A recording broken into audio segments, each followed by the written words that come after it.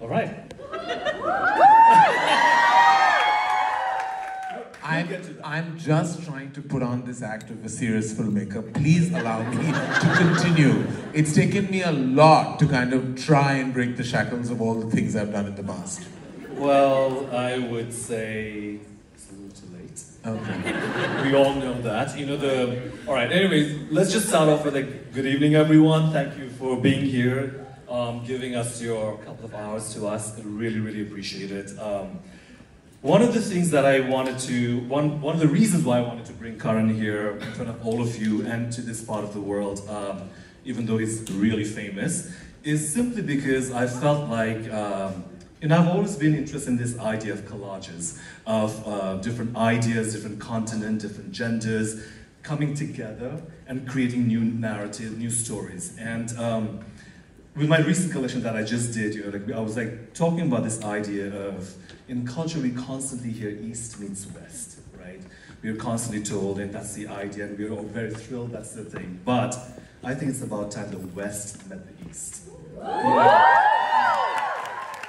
Because I think what is happening in the East is undeniable, okay? What we've created, what we've done there, the impact culturally, spiritually, everything there. And I felt like, you know, the perfect person to talk about this and more is you, simply because with your films, you've always done it. With the recent film, Rukh and Rani ki Prem Kahani, which we all love, you know, there's this, the obvious thing about the film is the unabashed joy that's there, the glamour, the beauty of it all.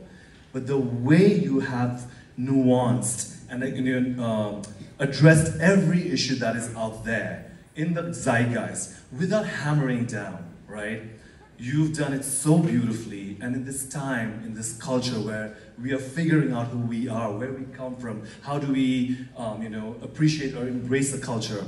You've shown us so beautifully, not just about, let's say, woke issues, but about people of certain age falling in love, patriarchy, what does a man look like, what do they, all this stuff. So, but before I start, let me just say congratulations on 25 years. Okay, that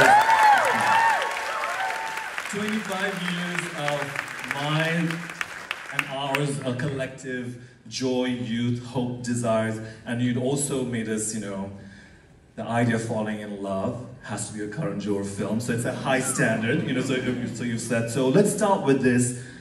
How do you feel? Let's just start with that. Oh my God. It's very tough. Firstly, thank you. Thank you so much for being here, and thank you, Gold House. Thank you, Prabal. Thank you for this absolutely infectious energy with the crowd today. Thank you. This means a lot. And keep that going, please, because that's what all artists really feed off from. How do I feel? The thing is that there was a 7-year gap. The film I directed last was in 2016 called Alia Mushkil. This was 7 years too late, according to me. But there was the pandemic, and also the last 3 years, personally for me, were very difficult. There was just a lot happening. There was a lot of hate, there was a lot of social media, there was just a lot of there was just a lot that was happening around me that had actually created this ball of anxiety within me, which I think, realized only before the release of this film. Somehow I felt like, even though I've been in the business 25 years, I felt like I was seeking validation. I think that I felt like if this film would fail, it would really, really break my heart. And I feel we should not put so much emphasis on success and failure. But this particular time, I felt like I needed that from the audiences, from my fraternity, just because I felt like I was second-guessing myself. I got what every creative artist gets bouts of, but I had a deep level of insecurity, whether I was still relevant, whether the things people were writing about me were true. Of course, you could say that social media sometimes is faceless, nameless, and pointless, but they do exist. They do say the meanest and the dumbest things, and you've got to read those things, and it's not easy, So I went through that bout of anxiety and insecurity, and the night before the film, I think I just stared at my wall, And I just kept saying, oh my God, let tomorrow just go really well. Please, whichever powers there are. I spoke to my father, who's passed away 18 years ago, and he's pretty much, I always believe when you lose a parent, you gain a God. He's the one force that I talk to.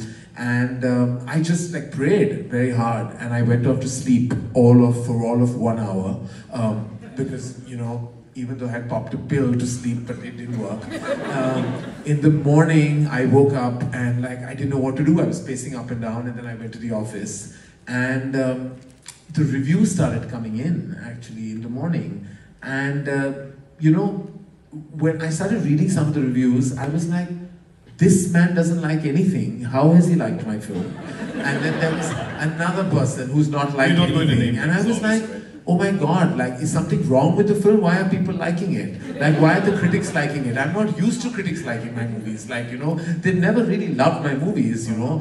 And I'm like, 1 minute, is the film not going to do well because the critics are going to like it? Like, I was like really confused. You know, so then the love started pouring in, and eventually on that Monday, I was giving an interview to Anupama Chopra, and she asked me a question, and I found myself getting so teary while I was answering it, because I realized that all that anxiety had started coming out through emotions. And then for that week, I was an emotional wreck. Anyone who called me and messaged me, I was just weeping. What did she ask you? She just said, what do you feel like you asked me? And I actually, had you asked me that question on the weekend of the release, I would have probably burst out crying in front of you as well.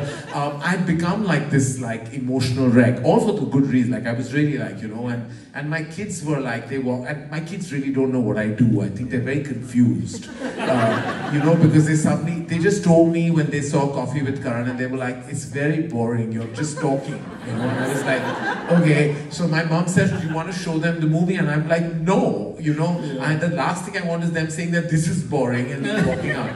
So when I went and hugged them, and I was like, you know, Dada made a hit film.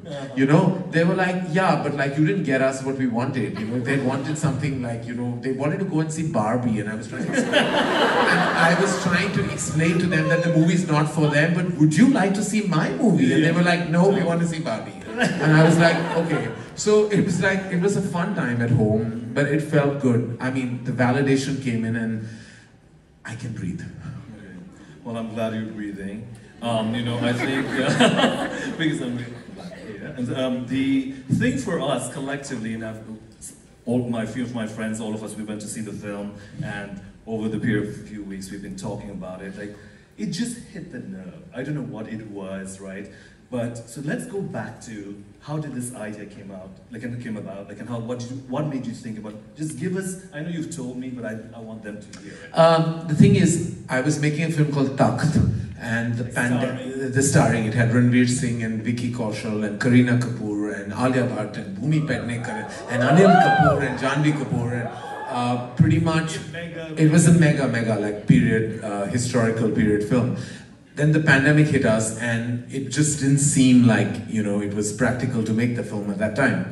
And then I was just at home for 3 months and just pacing up and down. And I remember there was an incident that had happened in my family, where a member of my family actually had dementia, and he had gone back into his past love. Only thing is, he was a married man, and he kept taking the name of this one lady who happened to be his family member as well, and he just saying his name, and it was a scandal. And then the truth came out that he was actually having an affair, and it was only the only relationship that he was talking about at age 80. And the lady he was having an affair with was 84 at that time, and his wife was 79, and there was drama happening in and around this situation, and my father had to fly down, my mother had to fly down. I'm not telling you whose side of the family this was, because you don't want to I'll get into trouble, but there was a lot of drama. And I remember I was, instead of feeling like terrible about what was happening between these 3 people at an average age of 82, I was like, wow, like this is great. And wait, just for context, when was this? For me, I'm so obsessed with infidelity. The thing is, I made a movie on it, and I remember someone telling me, "Why have you made a film on infidelity? Why are you endorsing infidelity?" I'm like, "Dude, you can't endorse something that's already sold out." You know? I mean, so I'm like, woo! Well, just emotionally speaking, I'm always intrigued by the idea of infidelity and you know how it can be a reality, but when it happens, and you know, and that's why there's no age for love, right? Of course, and of course. And I believe that, you know, very strongly that became the germ of the story. God, what for context? Around what year was this when you heard the story? When I was 15 years old. Oh my God! So you've stayed with this story. Yeah, but like it just popped up in my head one day when I was talking like to my mom, and I was like, I just need a trigger thought, you know, that to start the story, and that's so it was Dharma ji's and Shabana ji's track that actually began Rock Your Rani, and then it became about, and I was always wanting to address patriarchy, but done through a film that was, you know, entertaining. And then somewhere down the line, I was a lot on Instagram, and I would see West Delhi Instagrammers who are also massively popular as influencers, and they had just the most wonderful way of speaking. Like, I used to love it when they used to say, "I'm X, Y, Z, this side." And I used to always say that, what happens if you come to my side? Like, you know, like, will you change? Like, you know, and I used to get amused by the way they used to speak. So then I created, I think, Rocky Randhawa. And then we had writers. We had Shashank Khaitan and Sumit Roy and Ishita Moitra write, you know, Rock Your Rani, K3G Kahani eventually. And just things just happened organically. Like that trigger became the love story. And then that led to the love story of Rocky and Rani. And then, you know, I just decided to call it, and I called up Ranveer and Alia, and I was like, we got into a conference call. And I was like, I'm writing a love story, and this is called Rocky or Rani Ki Prem Kahani. And then I asked Ranveer, what do you have to say? He said, you had me at hello, like, I'm on.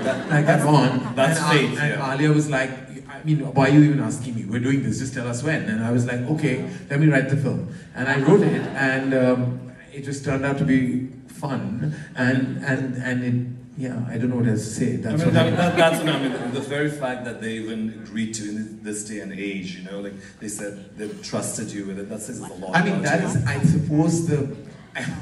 I suppose that's the leverage of working in the movies for 25 years, right? I'm like, you can sometimes take people for granted, you know, in terms of, and I can take, you know, some artists, you know, who've been in my life and in the zone that, you know, that worked hard enough for 25 years. Of course. Some people may not agree, but it has not been an easy journey. We won't go there, but let's go to this idea of like, this is a love story, right? We've watched so many love stories in the films, and rarely have I seen a film that, besides the joy and the glamour and beauty, that it touched the nerves, right? You know, there's so many moments in that film that, either we cried or we held back our tears, but we felt something. We felt alive. So let's talk about the patriarchy aspect of it. What made you think about including that? Have you been through that? Can you just take us back to your childhood? Like, you as a kid, let's say 12 years old or 15 years old, give us a scenario. Let's go back there. The patriarchy... I'm channeling Simi, just so that you know. Sorry. No, that's fine. I mean, she was very much a big inspiration for me. Same. I started Coffee with Karan because Simi is the OG talk show. Same, Simi, she is. I love her. She does that. And she looks amazing even today.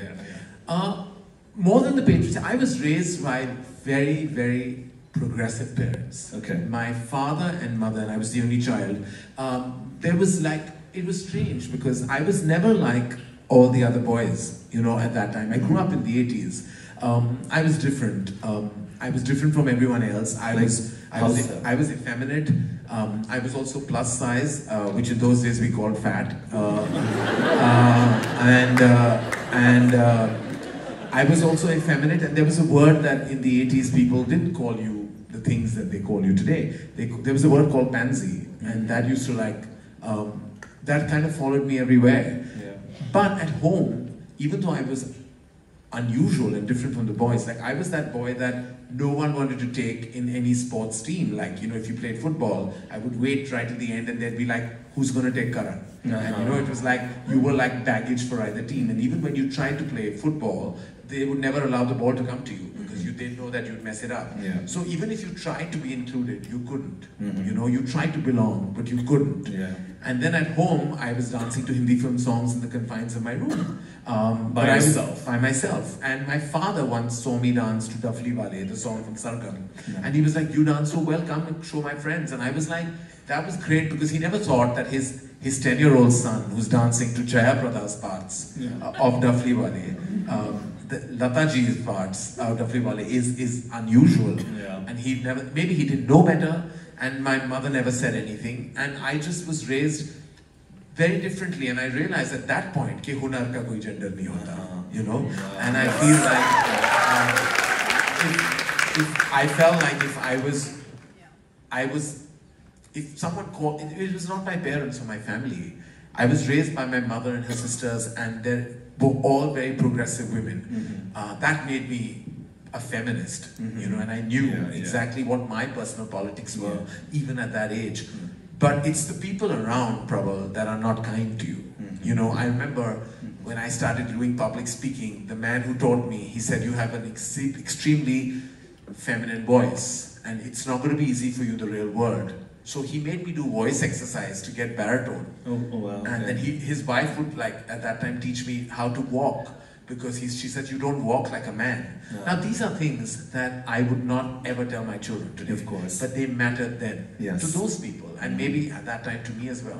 Today, my children are allowed to do anything, be anyone, because that's who I am. I'm already combating, like, the help at home to say that, you know, when they say things like, please don't cry like a girl to Yash, my son, and I'm like, no.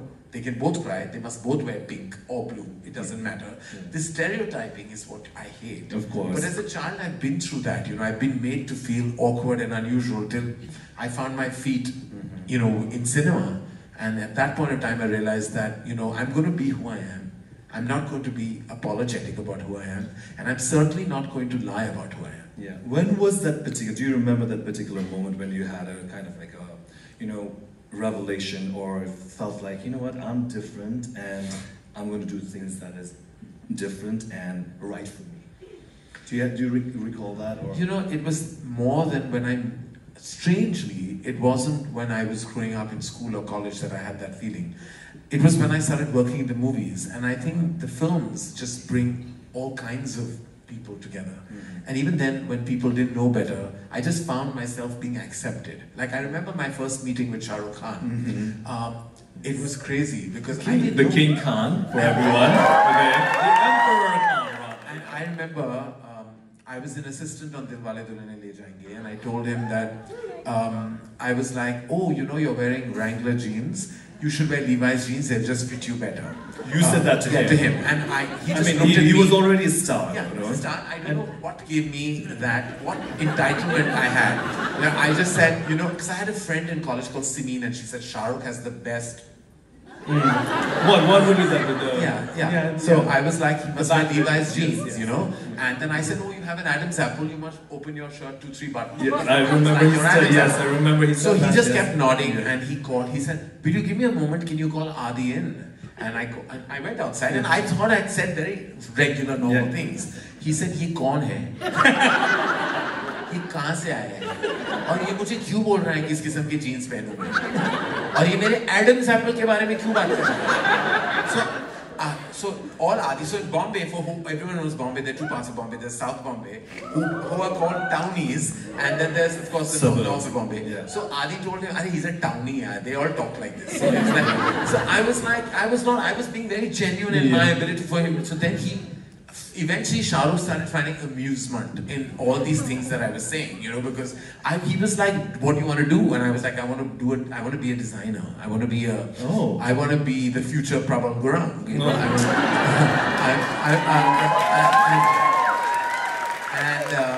That was my big dream, because that's what I thought I would do. But what I was trying to say is that Shah Rukh and Adi were so amazing in the way they encouraged me. Not once did they make me feel different. Not once did they say anything about how I was. They found something in me as and it's because of them that I'm a filmmaker today. Yeah. My parents didn't want me to make movies. They were both very worried. Why so tell us? My mother, because my father had given 6 films that had failed. Okay. We had some loans to pay. My father had a small import-export business that we were relying on to pay, all the losses for the films. Okay. Even the year of Kuch Kuch Hota Hai, my father released a film called Duplicate, which bombed. Yeah. It was May 7th, and it released and it bombed.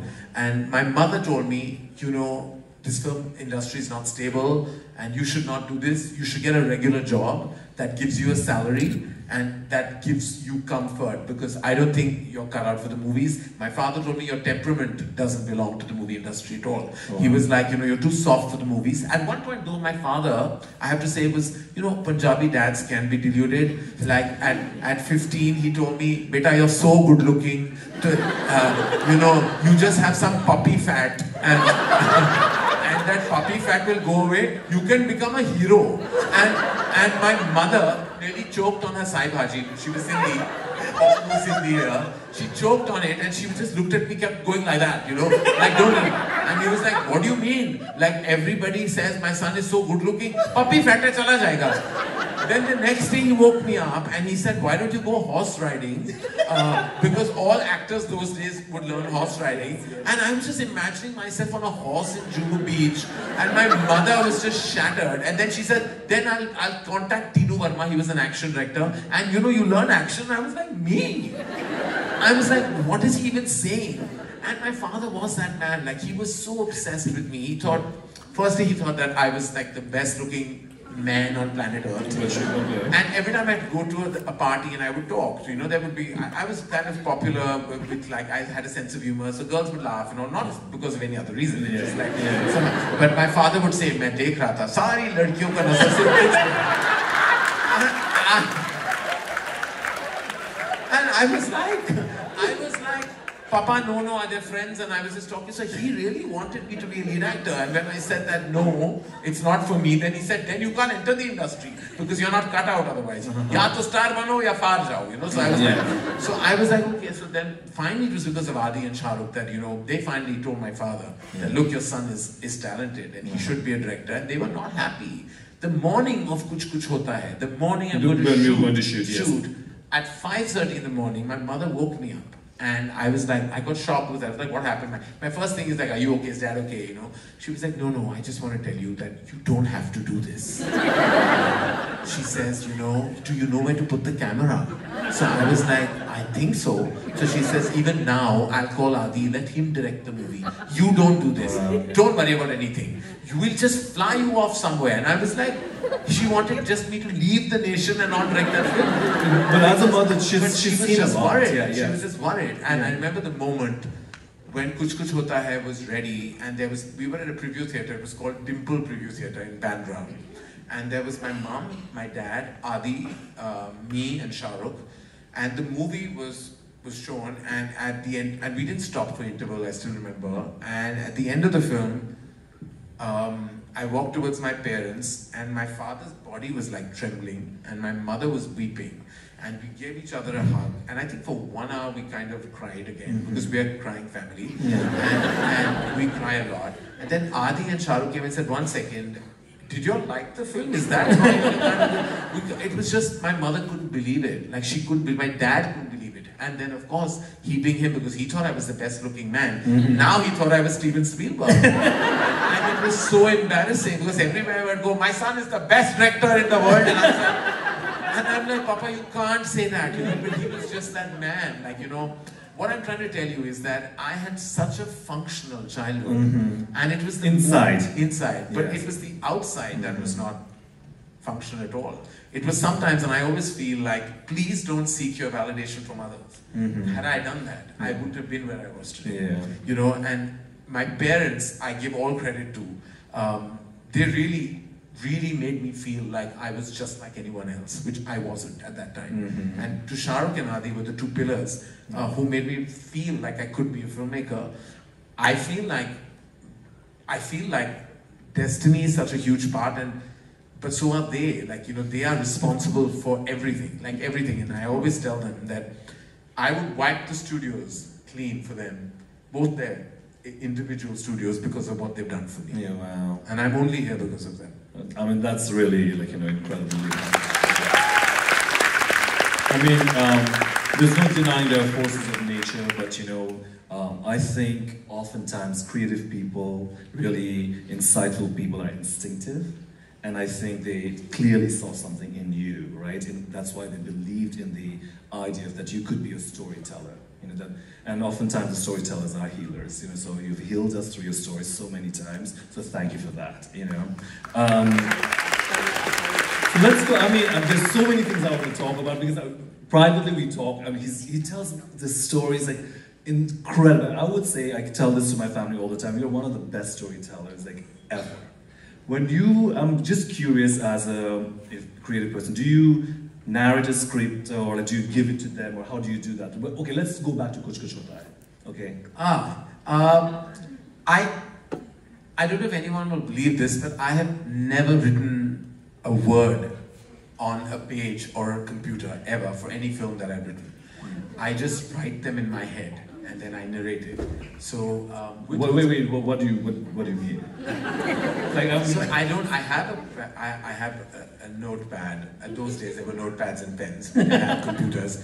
I used to have that pen, but I never wrote a line. I would just think I would just think it in my head. Yeah. And with Kuch Kuch Hota Hai, I had 2 story ideas, which I merged and made into one film eventually. And when I came back and I called Shah, Rukh and Kajol and I narrated the film to them, like animatedly, like, you know, like I was narrating it like for dear life. And at the end of the day, they were both like, Kajol had tears in her eyes, Shah Rukh was just looking at me like, okay, so this is a love story and when do we start? That was not the funny part of my narration. The funny part was when I had to narrate to Salman Khan. So, yes, you told me this. So I had gone to every lead actor to kind of go to the Salman part. Yeah. Like I'd gone to every lead actress to do the Rani's part, yes. Rani, everyone had said no to me. Like who all had said no? I mean, it started with, I think, Tina's niece is in the audience. Naomi is here, I think, somewhere. Tina was the first girl. I wrote the character. Tina by Tina. Twinkle. So I wrote the name as Tina. The character is Tina because I love Tina and I had childhood friends and I absolutely love her. And I wrote, and then she was like, you know, I don't feel the part. And then, of course, I went to several other actresses. There were 8 of them. Many. Everyone who was working in the movies that time, they all said no to me. And I was like, I may have to wear a short skirt and do it myself. Because, like, well, your father thought. No, nobody. Like, ironically, Aditya Chopra calls me and says, have you seen this film called Raja Ki Aayegi Baraat? And there's a girl, Rani Mukherjee, you should meet her. So I went to her place and I opened the door and I could see her. Then I looked down and she was there. And I was like, and I'm like, I'm not height shaming her, but this is like how it was then. And I was like, oh God, she's gonna be like the college bomb, like, you know. So you didn't think she would be? No, I was somewhat worried because I narrated the film and then she also said, I'll take a day. And I was like, nah, nobody's doing my film. Then she called me and she said, how will you convince an audience that Shah Rukh loves me over Kajol? Because Kajol and he were Dilwale Dulhaniya Le Jayenge. And I was like, and by that time, you know, I didn't want to tell her, look, I don't have a choice, just please do that. But I gave her some director spiel, but I have to tell you, the first day of the filming, and I knew at that moment, like a star was born, and I'll tell you what happened. We were shooting the song Koi Mil Gaya. Yeah. Koi Mil Gaya. So there was Shah Rukh, Kajol and Rani. Now, wait, before you did, how did you, from Raja Ki Aayegi Baraat and her transformation of, like, you know, the college bomb, like, how did, I want to get that fashion aspect of it also. There was nothing we could have done, Prabal. We had no one who was doing the film. So Rani was a beautiful girl. She is stunning. And she was stunning. And I was like, no matter what, we have to just do this. I spoke to Manish Malhotra and I was like, we've got to do this. And we worked very hard, like and she just, and you know, something about Rani I have to say, is that she transforms just completely. Like there's a Rani Mukherjee you see off camera and there's a Rani Mukherjee on camera and they're totally 2 different solid forces. The first day, she is the only one who rehearsed the song Koi Mil Gaya. Shah Rukh and Kajol were doing like their usual thing. Superstars. They were like massive stars. They came. Farah Khan was the director of choreography. We are shooting and the first was the hook step, that Koi Mil Gaya, that step. Yeah. So we were doing that as a wide shot and the shot was over, and Kajal and Shah Rukh looked at Rani, and Kajal said, "You're doing something wrong." You know, to Rani. Okay. From the mic, Farah Khan said, "She is the only one doing it right. Y'all are all doing rubbish." What were you expressing? At that moment, a star and her confidence was born. Oh, wow. Because I felt after that, like Rani Mukherjee was just seamless. Oh, wow, yeah. That was just amazing. And I feel Farah doesn't realize what she did to her morale and confidence at that time. I realized like, wow, because she was, and then Shah Rukh and Kajal both went to Rani and said, okay, show us how you're doing this step. because they were doing it wrong, you know, because they were doing it like this. Yeah. And they were like thinking they were really too cool for school at that time. Of course. But like, Rani had rehearsed, and she's a great dancer. Which Salman, I remember I had gone, so the thing is, I had even gone to a lead actor called Chandrachud Singh. And yes. So Chappa. Yes. So he had done a great film called Matches, and you know. Yes. So I went, and that time I was a South Bombay boy. I lived in Malabar Hill, and I called him, and he said, "I live in 7 bungalows." So I said, "That's great, but which one do you live in?" So I actually did not know it was a locality. You know? He said, "No, I live in 7 bungalows," and I was in my head, saying, "What a show off!" Like I'm like, "Yes, but sir, which one is yours?" And then I went and I narrated the film with the same amount of enthusiasm that I had. Yeah. Then he said, "Okay, I'll let you know tomorrow." And it was very far, 7 bungalows. You know, it was 2 hours away. The next day he said, "Okay, I'm ready, come and meet me." And I drove again in a taxi all the way. And he said, "I don't want to do the film." And my first thing is, why didn't you just tell me on the phone? Did he give you a reason why he doesn't want to? It was just no, I was just used to being rejected. So it was like, then I went to a couple of other actors, Saif and everyone. Everyone said no, and like, I was very depressed at Chunky Pandey's party. His daughter is also here in the house. Raisa is here. Oh, okay. Where's Raisa? She's very shy. She's got a man that I'm sending. It's dark, so no one will spot her, don't worry. I was at Chunky's house, and Chunky and Bhavna, they are friends, and there was a party, and I was standing, and Salman came up to me. And he knew my dad, and he knew my... Your dad was university loved. Yeah. So he was like, "I heard you've been shopping." So I said, "Shopping?" He said, "Yeah, you've gone, you have a role, no one's doing it." So Salman said that. Yeah, so he was like, "You know what? You need to be really confident to that part, and I have that confidence. So why don't you come and narrate it to me tomorrow?" Oh, wow. So I was like, "Oh wow, like okay, this is an opportunity." So he said, "I'm shooting for Jab Pyar Kisi Se Hota Hai, Ramesh Taurani's film. It's a 9 a.m. shift." I reached at like 8:45, and Ramesh Taurani looked at me. He said, "Are you crazy? He's not coming before 2." Like, so I was like, "Okay, like that's fine. I'll wait. Like I'll do what it takes." And then I waited the whole day. 9 p.m. at night, he said, "Come home now and narrate it." So you were there the whole day? Yeah, I was there, which was fine because listen, I would have waited there a week, a month, whatever. Then I went and I narrated the first half to him. And I narrated and he heard me, and at interval he said, "I'm on." So I was like, but without his... Yeah, but I said, "But you come in the second half." I was like, he's like, "I know what's going to happen. I just wanted to hear you narrate a film." Then I kept thinking, I hope he doesn't think it's Shah Rukh's part. Yeah. He's like, I'm on. And it was just like that. I said, "You're doing this film?" He said, "Yes, I'm on. I love your dad, and I think you're passionate, and I'm doing this film." Wow. And I walked out, and I was like, what the fuck? You got doing this movie. Yeah. Like, how is this even happening? Like, you know, I felt like Beyonce, like Destiny's Child.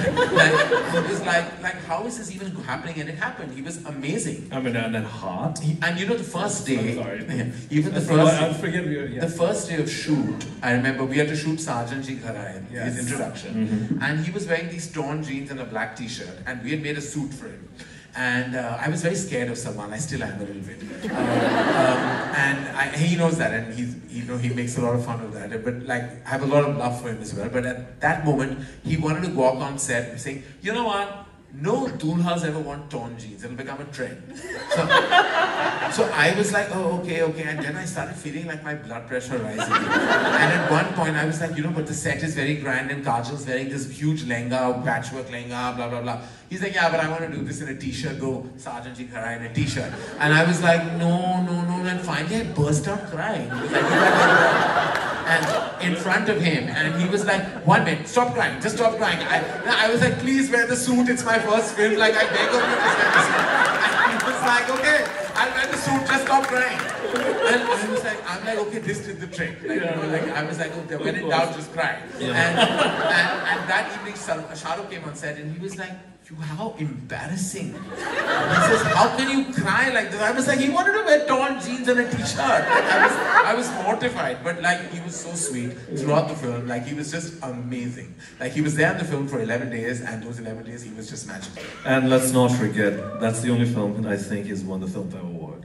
Yes. Yes. Yes. So, yeah. Yes. Good on you. Good for you. Good on him. And, you know, and let's just be, you know, and hats off to him for knowing that, the instinctively. I mean, you know, oftentimes you hear about the industry, like, you know, from outside, like it's competitive and everything. You can hear all these horror stories, but one of the reasons I wanted you to tell these stories to everyone is there's a camaraderie, there's a love, and you know, through over the period of time, it's just like having access to that world and seeing so much love and support there.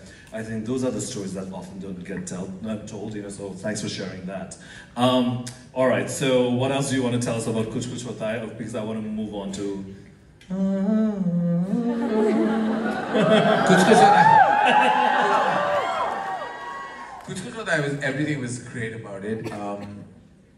Barring the fact that when the film released, there was a lot of underworld threats at that time the industry was going through.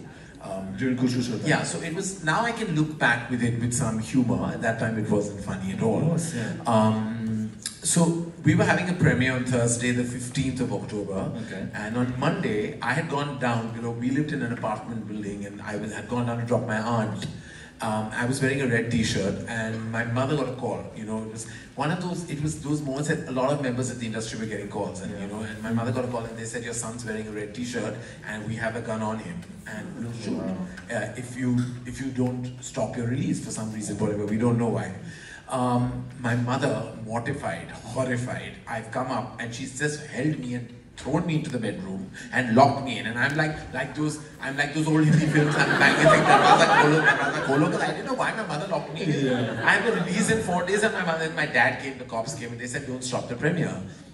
And it was amazing because I had dreamt of this all my life, to be at a premiere. But the authorities had told us that please don't have Karan outside, you know, have him inside. Okay. And Shah Rukh came and he was like, "No one's going to shoot you. I'm standing right in front of you."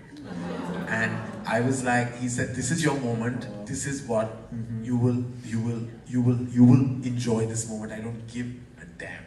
I'm standing right there in front of you." And he stood for 20 minutes, but then after that, my father was so hyper, he got me, so I didn't really see the film with my industry. And that night, we had to flee, literally flee, to London. And my mother was just paranoid at that time because she kept thinking people were following us all through London. So every time we'd walk, even she just kept turning around, you know, and like looking, like, and I was like, "Mama, nobody's here," you know. Then she kept saying, "This man is staring at us. I can see it." I said, "He's selling shawarmas. He's not selling." And like he says, he's just bored. He's looking up, and she just. Then after 3 days, we thought we should go and see the film. And secretly, I think my mom was like, didn't want the success or she just wanted her son safe, right? Yeah, she didn't. Sure. So we went to see the film, and it was at Marble Arch, and it was those days there was one large screen just like this, and there were 500 people and watching it. And at the interval, those days they broke for interval, and 300 of those people got up and ran out. And my mother said, "I think they're not enjoying the movie, they're leaving." Somewhere I felt she said it with some joy. My father said, "No, where have they gone?" And he went outside and he asked one of the ladies standing outside, and he says, "Why are you all out?" She said, "Because our mascara is running. Like, you know, like we were crying right through that interval." Wow. And my father said, "Ro re." I was like, "Oh, ro re. Like, imagine like celebrating somebody else's tears. He was so happy, like, "Ro re." And like at the end of the film also, my father said, "Oh, ro re third man." So, and then of course the film was like, you know, like my first success, and coming back home felt like, oh my God, I can't believe what had happened. And then, you know, I started writing my second, and one morning I woke up and I looked at my dad and I said, "I want to work with Mr. Bachchan, Mrs. Bachchan, Shah Rukh Khan, Kajal, Hrithik Roshan and Kareena." This is the second film? Yeah. And my father looked at me thinking that, you know, dore pad jate hain. He was like, "Beta, you should make one film at a time." I said, "No, they're all in one film." And he was like, "But what is this film?" I was like, "It's a family, you know, and I want to go." And you know, Prabal, it was really lovely. I went to all the actors on one day. I went to Mr. Bachchan first, out of seniority. Yeah. And then I left his house. And he said yes or no? Yes, yes. He heard the outline and he said, of course, and he was on board. Yeah. I will always remember that moment. And I left the house and I dialed Jayanti. Yeah. And she said, but you were just here, what happened? You know, she said, I said, I want to meet you now. You know, I didn't want her to believe that I came just to meet Mr. Bachchan. And then her. I left the house, I drove around the block, I called her and I came back. And I narrated the film to her and she was like, I can never say no to you. And I'm on. I went to meet Shah Rukh. He was shooting at Mehboob Studios. He was like, why are you narrating the film to me? We're doing this, whatever you're doing. I went to Kajol, she was at Filmistan. She got emotional, I got emotional, we cried again, we cried.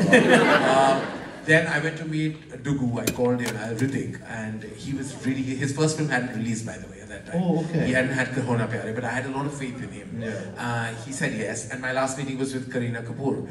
It was at her house, Pooh. Yeah. And she had no interest in the first half because she wasn't in it.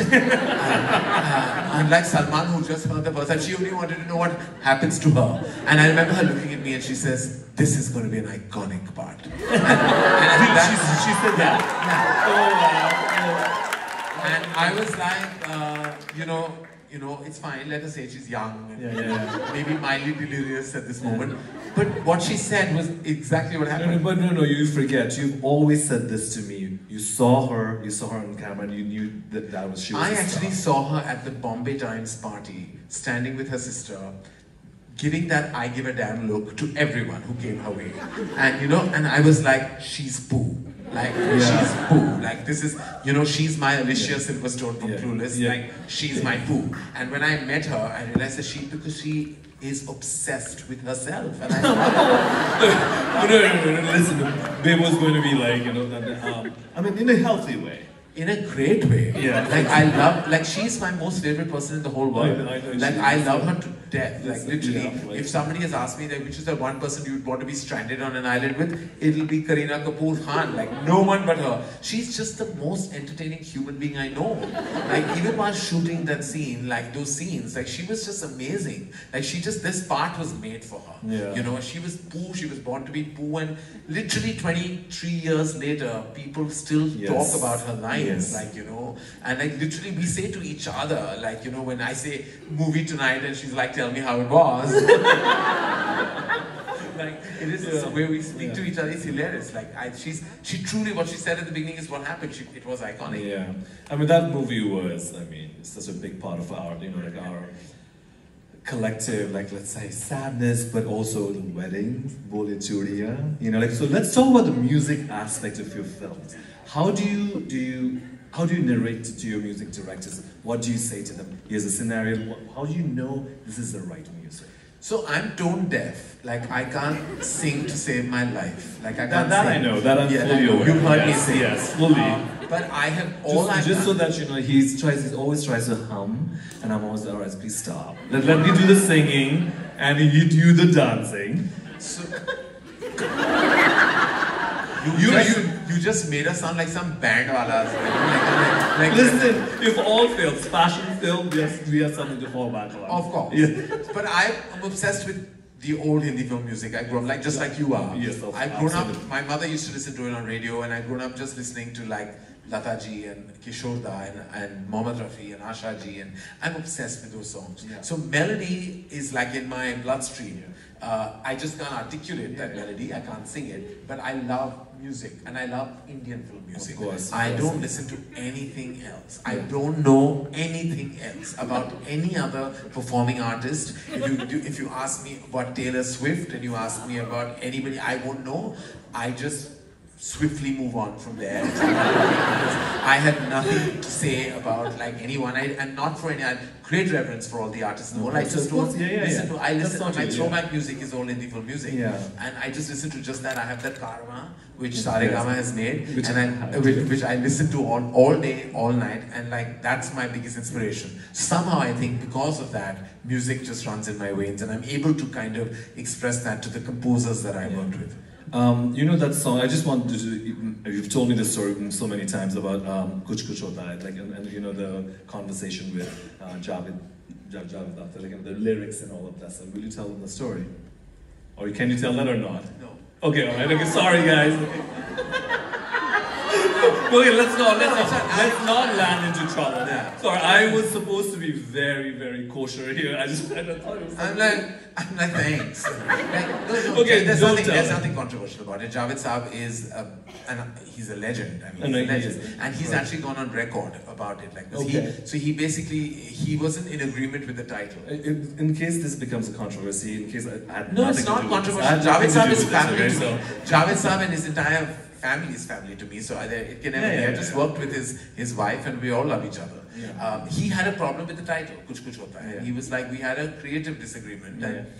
And he said, you know what, I don't feel like I can. It was very amicable. And I said, but you know, I really wanted, my desire is to work with you. And he said, we'll work another time. But when the film released, he called me and he said, I was wrong. And really, like, I was wrong. And it takes a great man to say that. Absolutely. And I was like, so like humbled, but we did my career's best album together, Kal Ho Na Ho. I would say that music and those words, and I remember Javed Saab wrote to that what we call the mukhra, which is the the verse of the song. He just wrote it like. How does it go? Like in.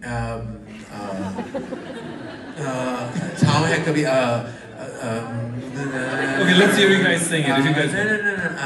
हर घड़ी बदल रही है रूप जिंदगी छाँव है कभी है धूप जिंदगी हर पल यहाँ जी भर जियो जो है समा कल होना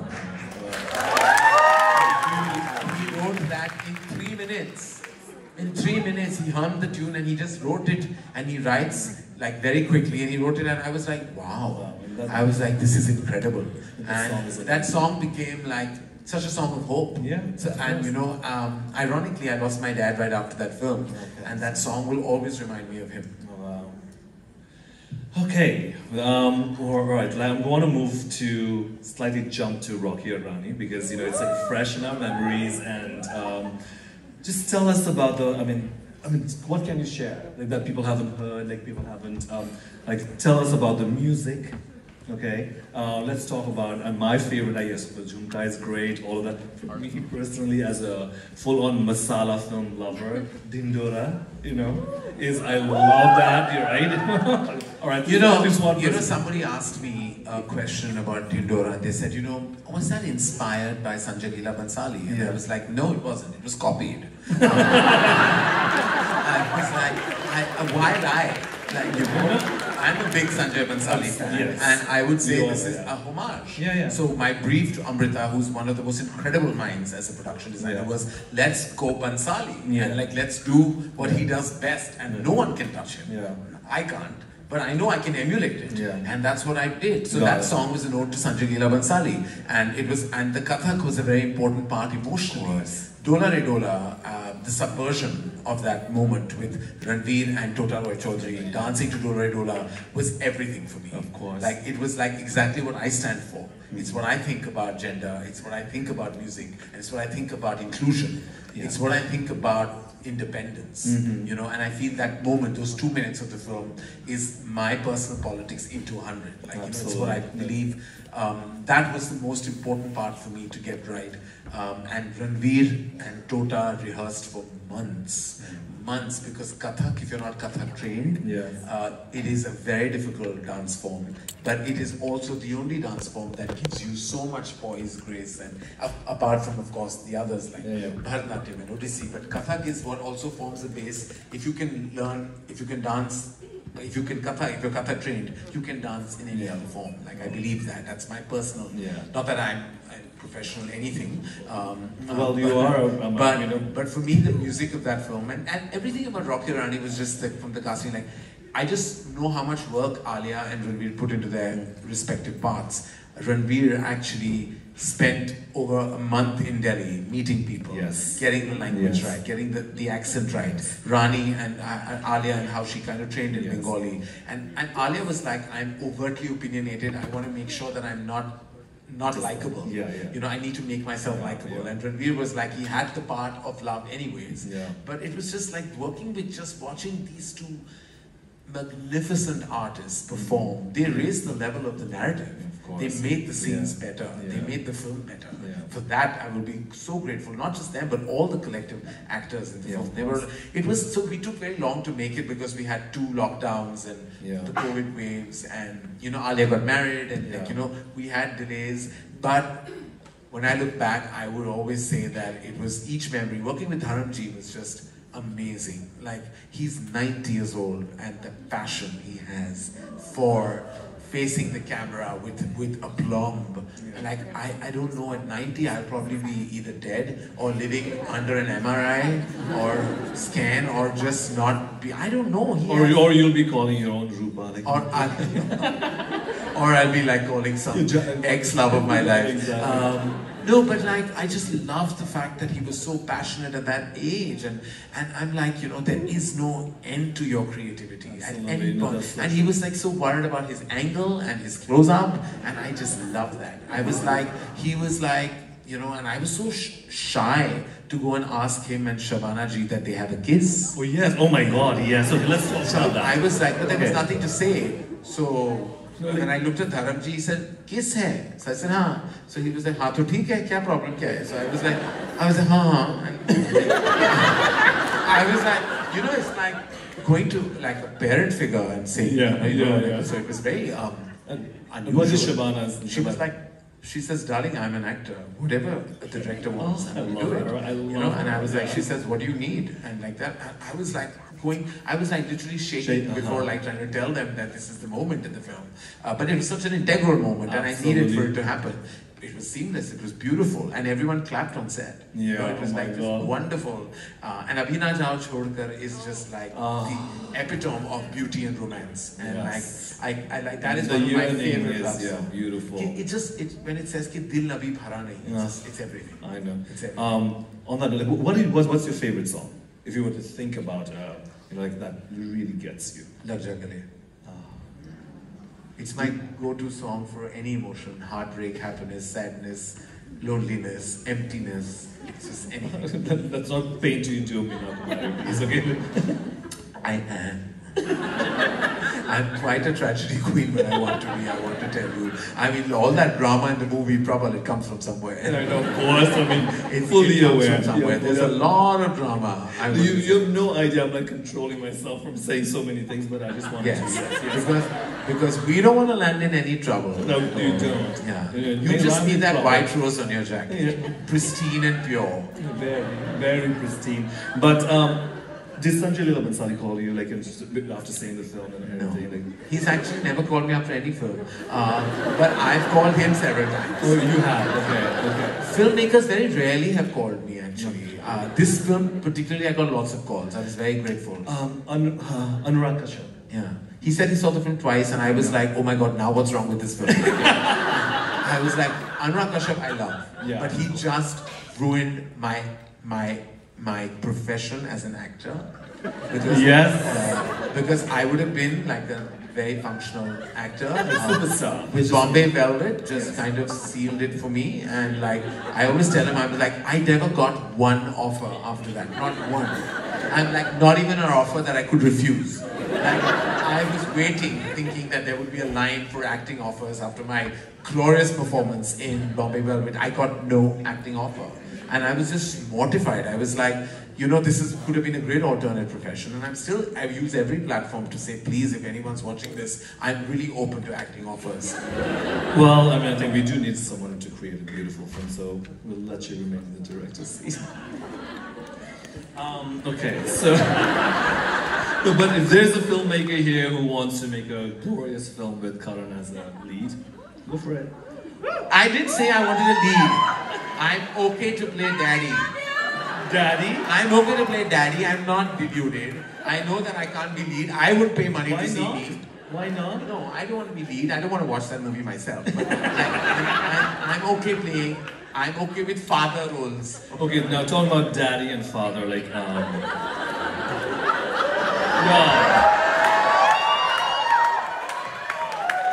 this audience has a filthy mind. Listen, I'm too old to say who's your daddy. Now I am. I was going in that fatherhood round. You all like literally like I was just asking the question. All of a sudden I hear. Did you know a sexy daddy is called Zaddy? I just picked that up. Well, are you a zaddy? I'm a wannabe zaddy. Well, everyone, is he a zaddy or not? A validation like you'll never get anywhere else. Well, they're very kind. They don't know what else to say. No, these are New Yorkers. They aren't kind. I'm just putting this way. They aren't kind. They are very straightforward. They speak the truth. So don't think they're being polite or kind. They're not. All right. Okay. Thank you. I'm available. Wait, are you? I mean, I'm single. Are you? Okay. All right. We're getting into it now. So, what are you looking for? 3 things. Somebody alive? Might be nice. That's one thing. Obviously, besides. Let's please very swiftly move on. No. Here's the reason I'm asking. I'm going somewhere. The reason I'm asking is, I'd love for you to tell because it shows in your film the way you, and not just film, the way you produce. Because my brother, who worked with you, yes, has always said this. There's not a better producer than you, because you allow the creatives to do their thing. And that level of love, trust, and everything comes from your heart. So I want to know, what does your heart respond to? I've not been in very many relationships. I think that when I came into my own, it was in my mid-30s when I realized that I could do what I wanted to do in the zone of love. It was just difficult because it was just not easy to find the right partner and do it, be in a relationship that was equal. I had a bout of one-sided love, which I made Aila Mushkil from. It was my sad ek tarfa pyar that lasted very many years, but it taught me the power of that love itself. Which is why that line that Shah Rukh says, that to love someone, you don't need that person, because that love can complete you in so many ways. And I believe that very strongly, that love became my weapon. And it empowered me, even though it broke my heart. So, it both happened. Yeah. But post that, and I won't call it a traumatic time, it was a time that taught me so much. But post that, I just have a lot of like issues going through that emotional journey again. I'm not being able to find that one relationship where I can give my all, because I gave my all to that one relationship and it didn't fructify. So I am not, and I have my children, so it is my most important love story. Course, I have my mom, who is my pillar, my strength, my being, my core. So I feel I'm consumed by so much love already. It would be lovely to be in a relationship, because there are lonely moments, there are empty moments, and there are moments where you feel you need tactility, you need someone to just hug you and hold you. We all need that. Who doesn't need it? There are those empty moments that I feel on a daily basis, but somehow the other things haven't fallen into place, and I pray to the universe that eventually I can talk about a relationship of strength in my life. Okay. That's beautiful. Thank you for sharing that. Thank you. I know we often don't talk about it. I appreciate you sharing this with all of us.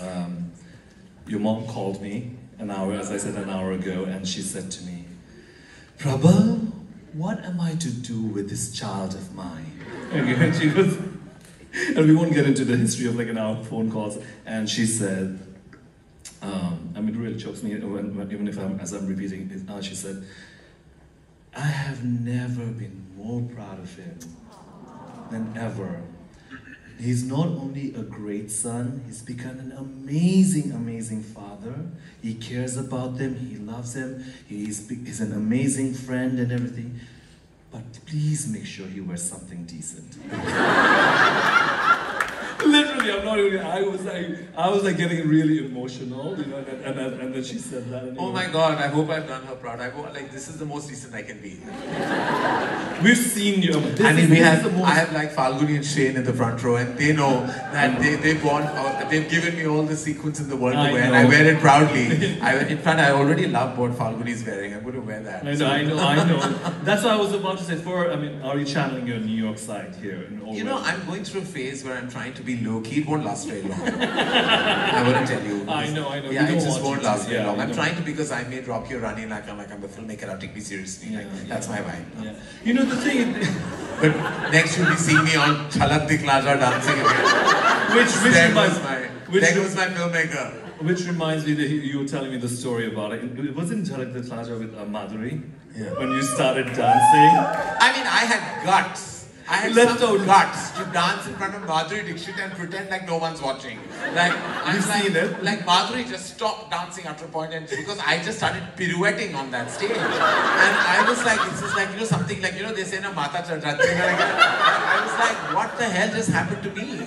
And then when I see that clip on YouTube, and please don't. But I was so embarrassed. And I was like, how dare I dance in front of Madhuri Dixit? But that's who I am, and that's who I think we all should be. Like, dance like no one's watching. Absolutely. Not worrying about what the world says, but just listening to your heart. You know, you must listen to the world when they're genuinely critiquing you, but when they're just giving. Does the world genuinely critique you ever? There are maybe some people who do have valid criticism, and one should read everything. Yeah. But otherwise, I mean, like, do what you're meant to do. Yeah. Do it to your best. Do it with integrity and honesty and sincerity, and you're home. Yeah, I mean, you know, when I was watching Rocky or Rani, and you know, that dance between Ranveer and Tota, like, you know, that particular moment was very much what I've seen with you also, right? You dance with such abandon, and whenever I've seen you before the film, like in real life at weddings and everything, I always love it because you're unapologetically yourself. And showing up unapologetically yourself in full glory and being yourself is the biggest resistance to people who don't see us. You know what I mean? And so that's what you've done constantly and consistently. And even with this film, that particular moment, I can't even tell you, when that Dola Re Dola happened and all that stuff happened, it was such an out-of-body experience, for not just for me, for so many of us. We felt seen. So thank you for that. Really, thank you. Because that balance of entertainment and messaging is a very, very tricky one to find. And you've been able to do that. How did you even think, that before we get into other stuff, did you even think that while you were making a film, that's where it was leading to, or not? I didn't know anything. I just wanted to make an entertaining film. Yes. And all the messaging in the film is in my thought process. It's in my DNA. It's in my ideology. And I feel like that came in through organically. And I wasn't designing to make a message-based film. The messaging was very much part of the narrative. And like, I didn't want to do anything that was like screaming it out loud. Yeah. There are films that are very heavy on message, and they make sure that they say it out loud. Yeah. I just wanted to be part of the character's journeys.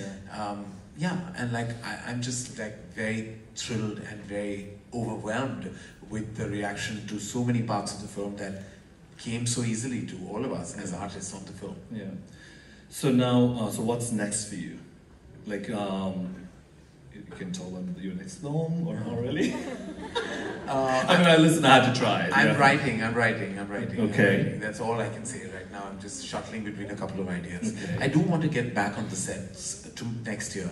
I promised myself that I would be on a film set next year. I wouldn't take a long gap. Yes. I just want to make a lot of movies now, because I realize that, you know, these gaps are not good for me. I feel like these are I'm 51 already, and you know, I want to make films till, you know, sanity supports me, and until I can like make films that make sense, you know, because then there will come a time where I will become mad and, you know, and start making strange films. And, hit or flop secondary, but I don't want to make a film that doesn't have my core beating heart and my core beating head. So I'm like, that's why I want to make many, many more movies. I want to dabble in genres. You know, I don't want to just make love stories. Of course, you know, because the irony is that I don't have one in my life, so I better stop making them. Isn't that the truth, though? And yeah, it is. We live vicariously through cinema. I do want to dabble in genres. Like, I'd like to make like an action film, perhaps. Action film. Yeah, and like I'd like to kind of, you know. I mean, that would be amazing. And glamour or something. Well, Shah Rukh once told me that I have a lot of repressed anger. I stand very tall and proud as a filmmaker because of the diaspora love that I received through my career. from the very first film right up to Rocky or Rani, you know, there's been abundant love that has come from across the world with Asian audiences watching the films. And who knows, maybe one day I will make my Crazy Rich Indians. Let's set a date. Let's set a date. Let's set a time. Let's just do it. I feel like things that I plan never happen, but unplanned things are the best. I was planning to make Tak, that didn't happen. Rocky Rani happened, so who knows? No, that's true. That is true. All right. Oh dear, we have a rapid fire, is it? Yeah. I have to do it. I mean, you know, I think everyone's familiar with that. You know, historically, rapid fire has, you know, it's been very tricky. So I wanted to keep it very, how's it, kosher? PG-13. Yeah, PG, basically. Yes, exactly. So here we go. All right, we ready? Yeah. All right. If it's too bland, don't blame me again. All right. Your favorite actor, Hollywood, Bollywood, male, female. Hollywood and Bollywood? Yeah, both. Like, male and female. Let's start with Bollywood. Yeah. Dilip Kumar, Sridevi. Oh, wow. Love Sridevi. And Dilip Kumar. Robert De Niro, Meryl Streep. Okay. Actor, actresses you want to go on a date with, not necessarily love, or it could be like you fantasize about the same date. No, you know. I have no fantasy about any artist in Bollywood, I can tell you, but I have no interest. I have no, I don't. When you know them so closely, you don't want to go on a date with them. You know, because you love them and you want to kind of hang out, but no date. Kareena Kapoor Khan, not for a date, but just to hang out. All right, if you were to make Rocky and Rani in Hollywood, who would play Rocky and Rani? Ryan Gosling was so good in Barbie. I think he would be great. Who? Ryan Gosling, yes. And I think Jennifer Lawrence would be a great Rani. Oh, nice, actually, yeah. An old film you want to remake, Hollywood or Bollywood, and who would you cast? Old film, I want to make Titanic. Hindi version. Of course. Like who would be two? We've had many natural disasters. We just have to like, pick one. And have two people madly trying to combat circumstances. Like, give us a name, just for the thrill of it. Who would you cast? And don't say Alia. No, I love her, but you know. Ranveer and Deepika. Nice, I like that. Alright, director you admire in his filmography, you are like, you know, let's say respect and envious of. Sanjay Leela Bhansali, Zoya Akhtar. Oh, nice. Boxer or briefs?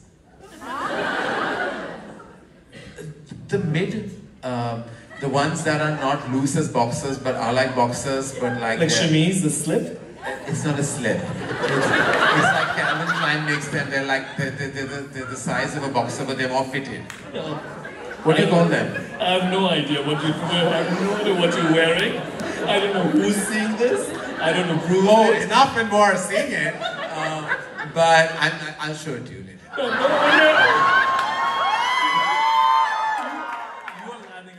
No, I said I'll show it to you. Like, I don't have to show it to you on me. I can show it to you in person.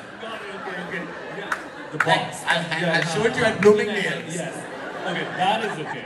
You know, we've landed in trouble before. So yes, okay. Okay, which Bollywood actor has a crossover potential? Obviously, PC is. I'm scared after that question of boxes and briefs. And which Bollywood actor? Wait, which Bollywood actor looks best in brief or boxing? Now you. I mean, everyone knows John Abraham. That's true. From Dostana to Pathan, like. I mean, that's not. Yes, we could have a whole conversation about that. You know. All right, but. In terms of crossover potential, besides PC, Priyanka Chopra, who's done an incredible job, yes. You know, we love her.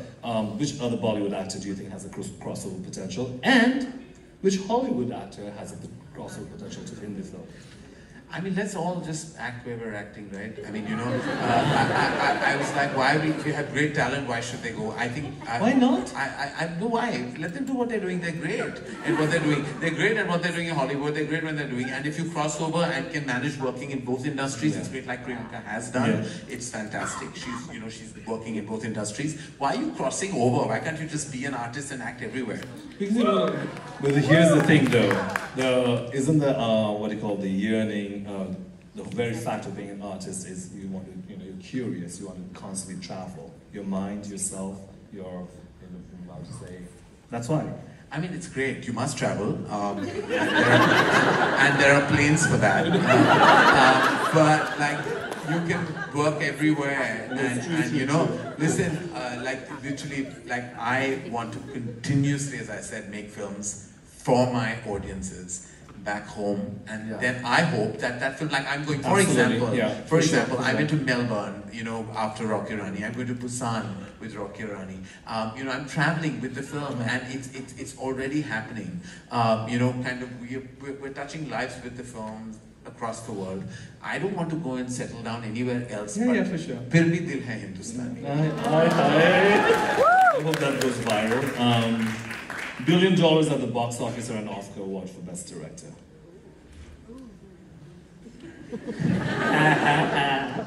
I knew I'd get you. Oh no. Oh no. Would I have no money if I had the Oscar? No, you already have money. But I also know, you know all the Balenciaga, Gucci you need to buy. I never work for money. I really don't. I would love the Oscar. Okay, all right. Well, that's good. Because I told you I have my speech ready. All right. I asked you about the song. Okay. What's the song that touches you? Is that Lag Ja Gale for everything? Yeah. Okay, all right. Okay. What are you most proud of? My decision to be a parent. And if there's life lesson mantra in your life, is there any?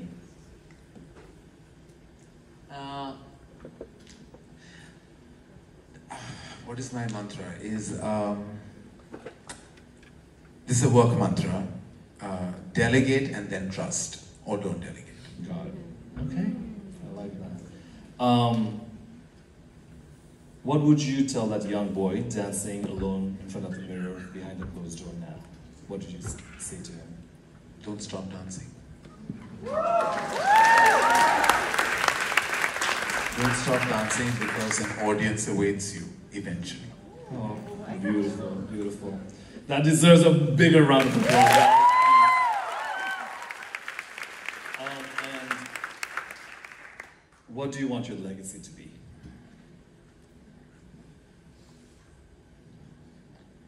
He came, he endured, he conquered. Great, amazing. And it'd be nice if you said he came, he endured, he conquered, he came.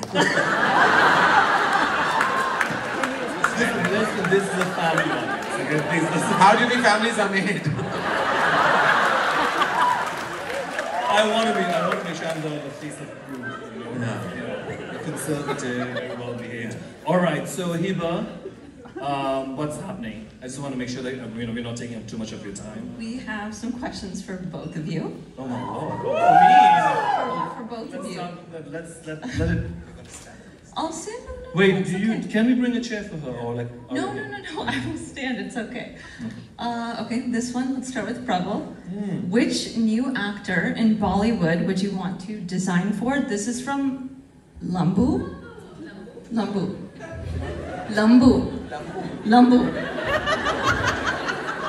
that his description or his name? Karan, that's Which new actor in Bollywood would you want to design for? Oh, Suhana. Yes. Okay, Karan. How does one get the opportunity to debut as a heroine for you? DM him. I mean, casting directors is who we depend on. I mean, so contact casting directors. Yeah. That's the best way. Okay, one more. First off, I love you in your movies and the magic you show in them. Question, what was your first intention behind making Coffee with Karan, Loads of Love, Ananya, not Pandey? What is my intention to make Coffee with Karan? Yeah. To make money. Primarily, it was a fair amount at that time. Yeah. I can't think of another. Listen, Lakshmi. Lakshmi, yes, of course. Okay, Prabal. Given your diverse cultural exposures, being Nepalese and being born in Singapore, now living in New York, how are you able to channel these distinct cultural perspectives in your work, and how does fashion function as a way for you to exemplify all different identities you have? All different anxieties? Wait, well, I was like literally into that. Like, I mean, all different identities that you have. Oh, you know, yes, Singapore, Nepal, India, here, like, and I think all I can say is, I can just be myself. I mean, if that's the question, I'm like, I really didn't understand the question. Like, I mean, how do I? How are you the person you are? Ask mommy. No, well, you know, I would say, I don't know how else to be anything but myself. The way I look, who I am, what I believe in, it has been taught by my mother, like yours, you know, like I had a great family, and I think, you know, I've always believed what I said to you earlier, like, you know, I went to an all-boys British Catholic school for 10 years, and where I was constantly bullied and, you know, all that stuff happened, and I never got validation. At that time, it was painful, but in hindsight, it freed me, they freed me, because when you don't know what it is to get validation, you no longer need it. So when you don't need validation, you can be truly yourself. So I would say I navigate just being myself. Like, in a really, sometimes it can come across like, as Anjula, my dear friend, says, oh, you're bitchy, you know, or sometimes it can be friendly, but I'm just authentically myself, I would say. But can we also take a beat to celebrate Prabal Gurung and his incredible journey? I mean, what an incredible journey. I mean, it is not easy. It is not easy to break through in a country that, like the United States of America, make a brand for yourself, create a legacy, and be a bona fide artist with his expertise and supreme talent. And he's broken through not just because of destiny, but also because of all the hard work that he put into building brand Prabal Gurung. It is so amazing, and he's such an inspiration to so many Indians and Asians across the world. I am so glad. Thank you very much. Thank you. Okay, one more question for both of you. It's kind of rapid fire. Let's start with Karan. Yeah. What's a Bollywood couple you wish would be together? But I've done a fair amount of matchmaking. That's happened really. I mean, but who would be? I can't, because, you know, no, I don't know how to answer that. Wait, who would be the Bollywood couple we'd want to see together? Like who that real did life. like end up together as a couple? Salman Khan and Shah Rukh Khan. I'm going to pretend I did not hear that. Thank you. Thank you both so much. There are two more things. Okay. Two more things. I'll be right back. I should be back now, or? Is it? Wait, just skip on to it. I don't know. Oh! That's a gold house hamper. I hope it lives up to the Coffee with Karan standards, which it's mystery, so you can't tell anyone what's in here. There's something in there for Ruhi, for Yash, for you, for Len, wherever he went. Thank you so much. Thank you. Thank you all so much. Oh, we haven't finished. He came here for the hamper and he left. Where do you want me to put that hamper? Alright, what's happening now? He said two things. What two things? Okay, that was one. Wait, Hiba. Who? Duffali. Not. You sure? No. Father, This is my new avatar. We've done karaoke together as well. I mean, so many times. Yeah. We sing a lot. That's what he makes me do. So sing Chalka. गाइए ना. आप कहते हैं तो गा देंगे. I don't know what to sing though. Sing. While we're waiting for her, like whatever. Or are we ready? I can avoid singing. We were asking the wrong aisle. Wasn't Hiba coming out of here? Okay, alright. Let me just. Silence, please. Guruji got it. You'll join. I will join. Okay. Eventually. कभी मुझको याद करके जो बहेंगे तेरे आंसू कभी मुझको याद करके जो बहेंगे तेरे आंसू तो वहीं पे रोक लेंगे उन्हें आके मेरे आंसू तू जिधर का रुख करेगा मेरा साया साथ होगा. That's it.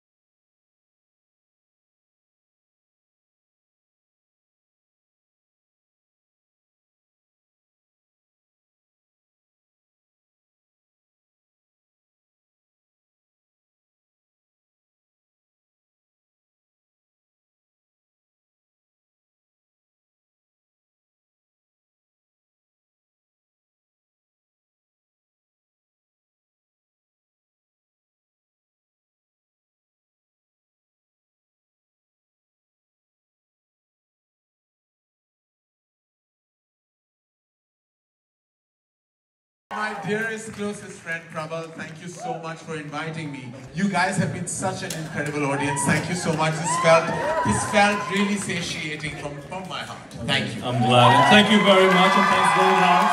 Yes. And thanks for bearing with my quivering voice. But thank you. All right.